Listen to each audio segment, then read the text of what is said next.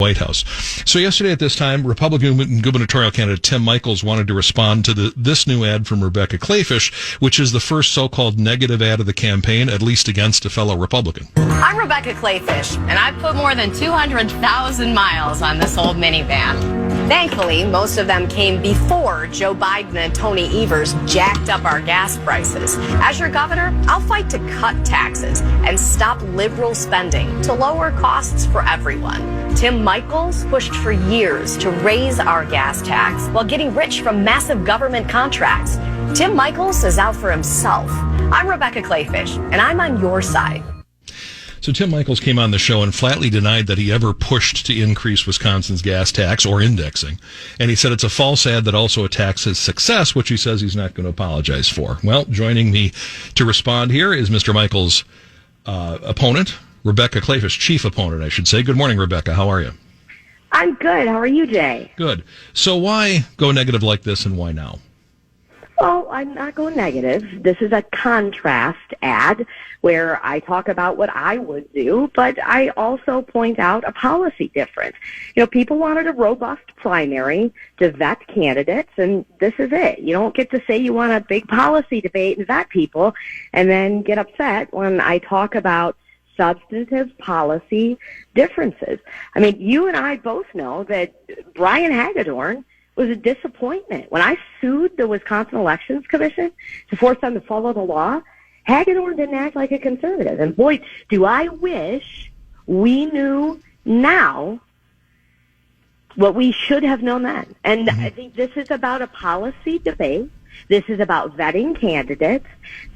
And when you find out the background on someone, the policy differences, you can use those when you go to the polls. Well, I've explained for years on this show that negative ads aren't out of bounds in politics so long as they're true. You call this a contrast ad, but you also accuse him of being out for himself. I mean, well, there are two basic charges you level against him here. Well, go ahead. Well, he's out for his business, obviously, and he is a road builder, and road builders care about increasing funding for roads.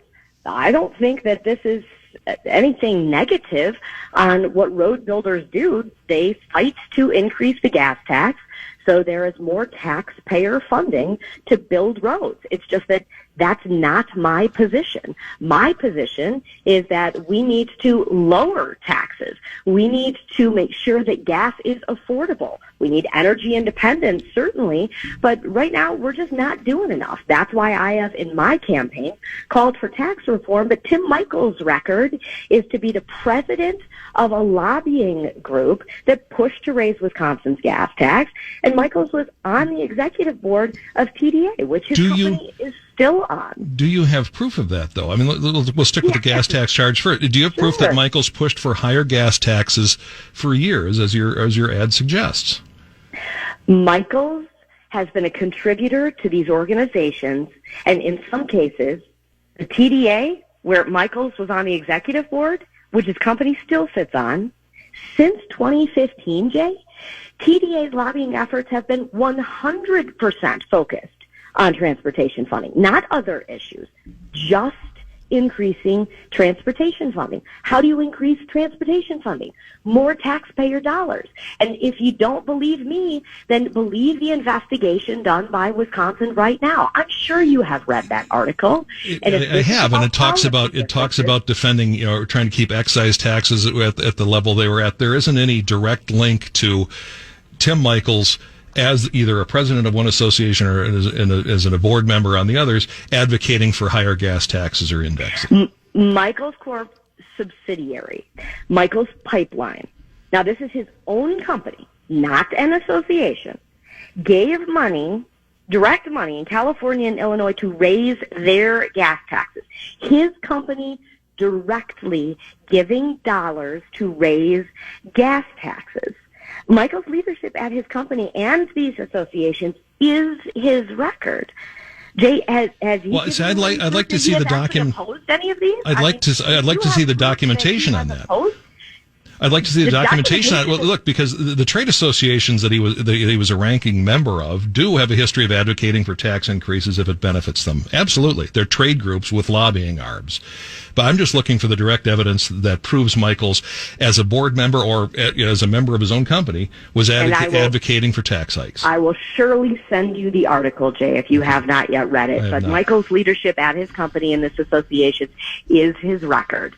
And I wonder if he's given you any proof that he was at those board meetings or leading those board meetings opposing all of these lobbying efforts. No, but you're raising... If he is truly the big wig at his company, which all of his ads claim that he is, then why did he allow Michaels to contribute to these groups, especially TDA, on which they are still on the board, where their only purpose, their sole purpose, is to advocate for increased transportation funding? I'm sure that they would argue that their sole purpose is to argue for tax hikes. But you're basing your claims on proximity or guilt by association, and I'm not trying to be difficult here, but he is saying, I was on these boards, I was arguing against gas hikes.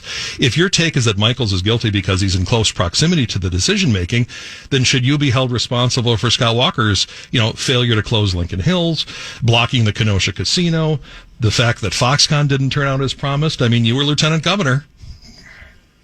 Jay, that I have, Jay, hold on, let me answer the question, please. You know that I have been answering these questions since I got in this. I have been answering these questions since 2018. And also, you are well aware that I actually got the Lincoln Hills bill shaken loose so that now we will close Lincoln Hills. And I was credited for it. We got that bill to the floor within 4 hours of the assembly shutting down. I got an amendment attached to it so that I could have 2 prisons for the price of 1 in my first executive budget. I know what I am doing. I know my record. I also can identify when there have been failures. And that is the mark of a good leader. When there are mistakes made, you change course. I'm proud of what we did in the Walker Kleefisch administration. I'm proud of the fact that we did prevailing wage reform, which Michaels Corporation opposed. Right to work, which Michaels Corporation fought. See, there too, Scott, the Walker administration. The Walker administration. I'm proud of the fact that we did Act 10. I am proud of the fact that we defunded Planned Parenthood of state dollars, that we expanded school choice around the state, that we condensed and dropped tax rates. We had a conservative renaissance in Wisconsin under the Walker Kleefisch era. I'm proud of all that too. I am proud of all that too. You mentioned right to work, and you've been mentioning right to work in every speech. This is an instance, though, in which, again, Scott Walker didn't want to do right to work. The legislature put it on his desk and he signed it. But, Act 10, he had made a vow to other private sector unions that Act 10 was about public sector unions. And so he didn't want to do right to work. So if you were in the room with him, you know that, and you're touting right to work. I mean, these are the types of things that I'm saying. I want to win in fall, and these attacks. I mean, we can look at these attacks multiple ways. I'm the only one who has won statewide 4 times. You can't discredit Scott Walker on the right to work success when Scott Walker signed right to work. I don't know about the conversations about which you claim to regarding Scott Walker and other unions. What I know is that we became a right to work state after my economic development advocacy and talking with site selectors and companies across this country and globally who said that Wisconsin is not in top consideration until we become a right to work state. It was a game changer when he signed right to work. And I was there that day when he signed right to work, and it opened Wisconsin up to a slew of opportunities we would not have otherwise gotten. I'm proud of right to work. I'm proud of prevailing wage reform. And you should be. Countless other reforms. You should be, but it should be properly characterized as well. We're talking with Rebecca Kleefisch. Second charge then in this ad is that Tim Michaels got rich off of government contracts and is only out for himself. Would you like to more fully expand on that? Is it bad for construction companies to go after government contracts? It's not bad for construction companies to go after government contracts, but construction companies exclusively going after government contracts, that is his relationship with the state of Wisconsin. We've got to acknowledge that this isn't customers in the private sector. This is literally taxpayers every single day. And when you've got single bid contracts, and when they come in almost $30 million over the contract, you've got to examine what's going on. You know that Tim Michels actually told Mark Belling that there was no waste in the Department of Transportation. You know, I was the lieutenant governor. I'm going to beg to differ there. There is waste in the Department of Transportation, and we didn't get rid of every little bit of waste in all of state government. And Tony Evers has been in the middle of creating more waste in state government. I love the free market. I love capitalism. I want every Wisconsinite to be successful. I'm excited for Tim Michels' success. However, to say this is just a private sector company doesn't tell the full story. Michels makes his money off of government contracts. Those projects are funded by taxpayers. In the ad, you attack his success and say he's only out for himself. This is I don't attack his success, but I watch your ad. It shows a mansion. You say he's only out for himself. I talk about the fact that Tim Michels makes his money off of taxpayers, which is true, Jay. $1.3 billion. And if you talk about the I-3990 contract, which was a single bid contract that our DOT secretary would not sign, that Tony Evers, when he appointed the lobbyist for TDA, on which Michels sits on the board, he turned around and signed it. Okay. Gave Michels Corporation that contract, a single bid contract, and it came in $27 million over estimate. You tell me where taxpayers go to get their justice. Where do they go to get their money back? All right. It was a single bid contract that the former lobbyist for the road builders signed, that our transportation secretary refused to sign. And I certainly have no way of checking that right now in the moment either, but the documentation on that would be interesting. We're running out of time here. Tim Michels also claimed he has internal polling that shows him somewhere between 9 and 11 points ahead. Do you dispute that, or what does your team's polling show? Well, our team's polling shows exactly what the Marquette poll showed, which is a dead heat. And I know that this race is a dead heat. I mean, he's dropped a mill on the air pretty much every single week. But at the end of the day, this campaign is about dependability. It is about relationships. And it is about who do you trust. We don't want to have another Brian Hagedorn situation where we thought we were electing a conservative, but in fact, we weren't. We are exposing policy differences right now. These are not attacks. This is simply me bringing up the fact that we have big differences between us. I am a proven conservative fighter. I have won statewide 4 times. Tim Michels has run for more political offices than I have, and yet he calls himself an outsider. He was recruited to run by lobbyists, but yet he calls himself an outsider. All I'm saying is let's have a debate on the issues. I'm proud of my record, and I am asking people to look at my record. Tim Michels wants to conceal his. Why? As I told him yesterday, we're 4 weeks away, and one of you will be advancing, and then we can train our fire on Tony Evers. I cannot wait for that day. Let's work to make him a one-term governor. That's my interest. That I can do. The Marquette poll shows I am the only one who can beat Tony Evers this fall. So let's just do it. I'm up 14 with independents. Jay, let's just do it. Well, let's retire Tony Evers permanently, and let's run fast in this state. Let's also try to keep me on the clock here. Thanks for being on. I appreciate it.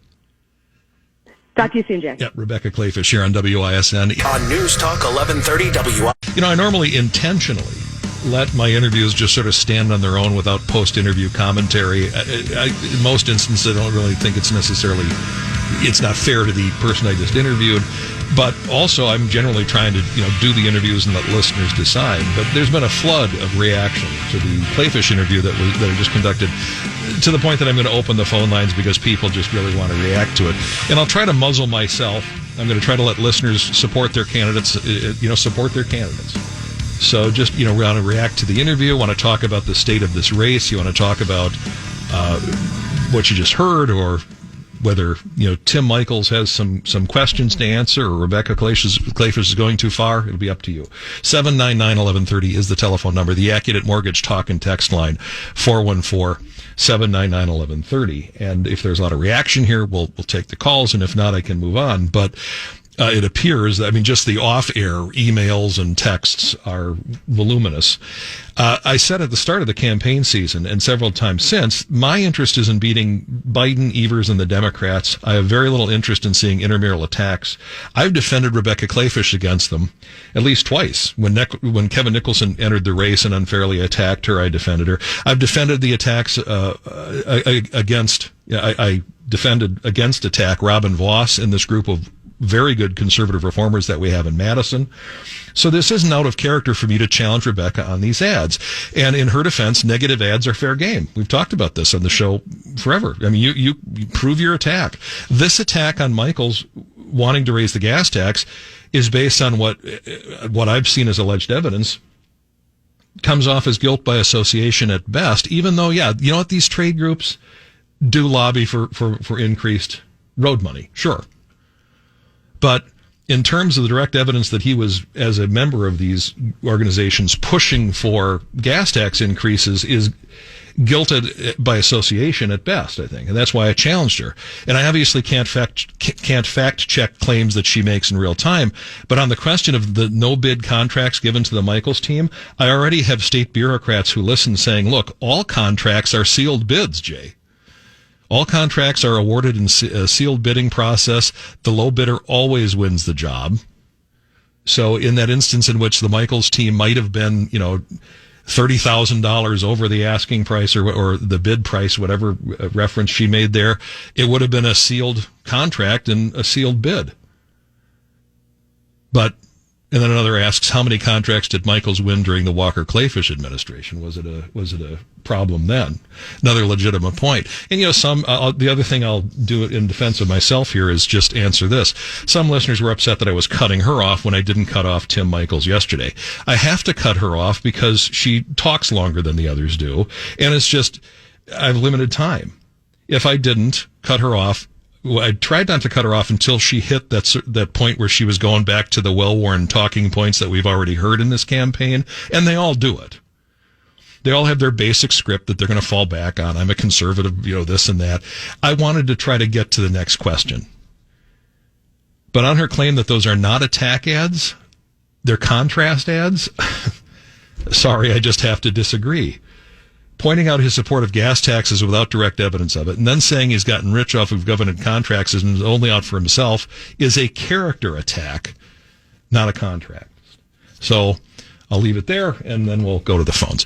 Tony in Union Grove, you're on WISN. Good morning. Hey, Jay. Hey, I'm still undecided about who I'm voting for. Rebecca, every time she's on the radio or you see something about her or when she's talking, she just always seems so pissed off about everything about this race. And it's just a very big turnoff for me and my friends when you listen to her talk like that. Well, she's passionate. She has worked harder. She has worked harder than anyone to get this endorsement and get this vote. I get that, but man, when you shouldn't be sounding pissed off like that about the whole deal. You're in it to win a governorship here. Have a little bit softer spoken deal about it. I get it, she's passionate, but man, it's just a big turnoff to me and all my friends. All right, thank you for the call. To Scott in St. Francis, you're on WISN. Morning. Hi, Jay. As you know, I've been knocking on doors for Ron Johnson. Mm-hmm. Everywhere I go, Germantown, Marshfield, where I knock on doors for Ron Johnson, people are asking, do you have any Tim Michaels yard signs with you as well? I'm like, well, I'm not going to do that until after the nomination. But right. The second point to that, though, the people that were most angry with Trump with, I think she's trying to get like the Trump outfit on where, just trying to be combative. And that really turned off a lot of voters just in that interview alone. And she's got a difficult position here in that, she is sort of the insider. If there's going to be an insider and outsider, people will say, well, Tim Michaels isn't an outsider. He's been, working in government. He's been in the Republican Party for years, donating big behind the scenes. He's been getting the government contracts. No, he's that's his association with state government and with these politicians. He certainly hasn't been an outside the Republican Party. She was in the Walker administration, though, and has a hard time, claiming that sort of outsider status. But as the caller said, it just has so much cachet, so much weight post-Trump or because of Trump. People just want outsiders. So sure, she's trying to appeal to that group too. Roger in Oconomowoc, you're in WISN. Morning, Jay. I'm really glad you took comments on this, but I got to be honest with you. I don't know. I barely know where to start. But let me start here. Prior to listening to Rebecca, I had not made up my mind. I sure have now, and she ain't gonna like my decision. She was obfuscating on technicalities. Michael's Pipeline is an infrastructure company. 98% of the projects done are public infrastructure projects. I mean, of course he's going to be profiting from taxpayer, if you want to characterize it that way, which I really don't. But so and she does. Who she reminded me of? You remember Hillary Clinton expected to walk into that nomination, expected it to be hers. Barack Obama came in late and swept it out from underneath her. And remember how shrill and nasty Hillary started to sound? I'm sorry, but that's the way Rebecca's starting to sound. I know she's put in a lot of work on this. And it's, and timing is unfortunate. But Michaels is stepping in. He's making a real impact in this race. And now she's sounding shrill because of it. Thanks for the call. And she has worked, I think, far harder than Hillary ever worked to get the nomination. And I don't believe Rebecca expected the nomination because, and the evidence is she got in early and worked hard to get it. She tried to lock up as many endorsements as she could early, and she tried to, she's out there. She has worked hard. She's been the hardest campaigner that I've seen out in Wisconsin and covering the entire state, hitting every county. The hardest working candidate I've seen since Scott Walker. But, she has challengers. She's got to win the race. Bob Denal from the Wisconsin Conservative Digest. Good morning, sir. Yeah, talking about Tim making money off of bidded contracts, refresh me, but isn't her husband and herself been on the government take for about 10, 12 years, taking in a couple $1 million on salaries, benefits, and mileage and overnight stays and everything like that? So I'm not quite sure who's worse on that, but it's ridiculous. You know how easy it is. You know how easy it is to characterize to mischaracterize government contracts or government largesse. I mean, these are realities. Yeah. I've never heard Tim ask once for gas tax. There's a whole bunch of us the last 2 decades have been pushing for more revenue for roads because we got so many potholes, mostly in the cities. But it has to come out of general revenue because we got all this problem right now with electric and all these combination cars, and everybody's not paying gas taxes anymore. So we got to put money in from general revenue, and I think we should all be pushing for that because I'm tired of driving Milwaukee streets and seeing my new 57 Thunderbird pink that Tommy says is a girl's car getting bounced to death on the potholes in Milwaukee. All right. Thanks for the call, Bob. To Jared in Pewaukee, you're on WISN. Hi, Jared. Good morning, Jay.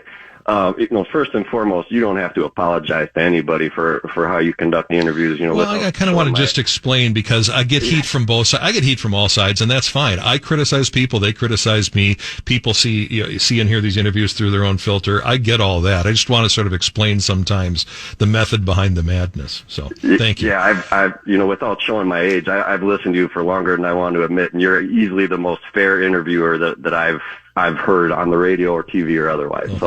I'm good on you for that. But to me, to this point, Rebecca Kleefisch has my vote. But at the same time, calling that not an attack ad was pretty dubious. If 3 months from now you played that same ad and it said paid for by campaign for Governor Eber's re-election, nobody would blink an eye because it sounds like something that would come from that side of the aisle.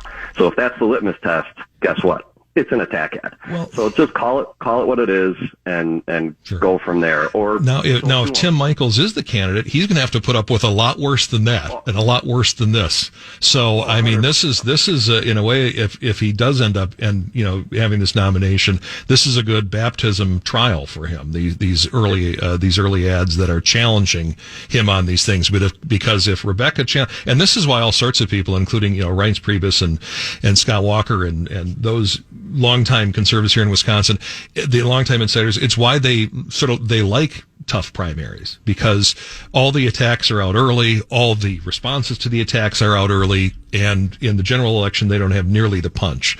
So there is a benefit to having these attack ads happening now, or this back and forth happening now. Michaels is trying to hit his team is now trying to hit Rebecca harder. We'll see how this goes. So agreed, and I understand her point on Brian Hagedorn, and I do think she's correct. We all do.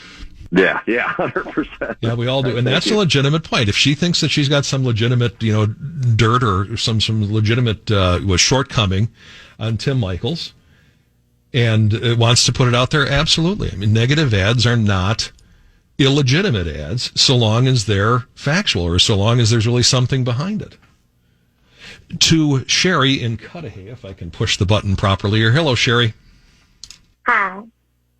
I just want to know, I'm just listening to your station. I just want to know why you and your listeners are going hard on Rebecca. She's just trying to get the nomination just like, the rest of them. And she's competing, and you guys are acting like male chauvinists. Really. Okay. Well, I don't know how to respond to that other than I don't think I am. We've been talking about this race in terms of how similar they are in their positions on things. And to be clear, if Rebecca gets this nomination, fantastic, let's go out and beat Tony Evers. If Michaels gets this nomination, fantastic, let's go out and beat Tony Evers. That's where my interest lies. Jim in Wausau, you're on WISN. Oh, hey, Jay, this is Jim from Theresa. All right. I'm a small business owner, and I belong to one of the largest lobbyist groups in Wisconsin, the Tavern Association. 50% of the time, Jay, they do things I align and agree with. I don't like to take certain money from a certain brewery lady on the side of the state, but in May 2020, when my business is shut down, they support me. They win a lawsuit so I can open my business up. That's what smart business people like myself, Tim, they got to be a part of these associations in order to get the job done. Otherwise, they're all job creators that are out there. Mm-hmm. Well, and as you know, then, you're in these associations, and sometimes you agree with what they do, and sometimes you don't. I mean, these are associations that can have hundreds or thousands of members, and you have a board or an executive group that's making decisions on behalf of all of them. You can be on that board and lose votes. And so that's why it's a little unfair. It's why I brought up proximity. Rebecca Kleefisch is running on Governor Walker's record and campaigns as if she was in the room for all of it. And, to be honest, we know how just traditionally, now, Rebecca Kleefisch made a lot more of the lieutenant governor's position than anyone else did. Traditionally, the lieutenant governor is just an appendage who isn't ever in the room. The governor goes out and does things with his staff, and they run the administration, and the lieutenant governor is there as a resource, and in case the governor dies or resigns. Rebecca Kleefisch got very involved in the Walker administration. She helped bring business to Wisconsin, and so she was not just some appendage. But if she's going to campaign as though she owns the Walker legacy, does she own the Walker failures? And this is what I was bringing up. I mean, if you're going to talk about proximity, well, Governor Walker did have some failures. He did have some controversial decisions. Should she be saddled with those? And at one point she said I wasn't in the room for that. Well, okay, this is sort of my point. Does Tim Michaels own every decision those trade groups made during his time associated with them? And does she own every decision that Scott Walker and his administration made, when clearly for a lot of it, I mean, she was not the decider. Might have not even been in the room. Bob in Whitefish Bay, you're on WISN. Good morning. Morning. I listened to this interview with Kleefisch you had on a little while ago. I'm a retired highway construction company engineer. Nothing to do with Michael's Corporation or anything like that, unrelated business. And number one, the bidding for all state, federal, county, village work, I think we all know, is all done in the competitive bidding field. So whether it's a single bid, one person bids on, which is the exception rather than the rule, it's all competitive bidding. So there's 2, 3, 4, 5 bidders on jobs. So it's unfair for her to make the accusation about the single bid and all that. Yeah, it's also... And back on the gas...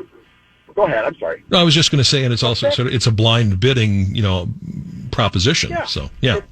Right. Exactly. I mean, there's a bid date selected. The bids are sealed to go in there. They get opened up publicly. And from when you open it up if you're low or high bidder.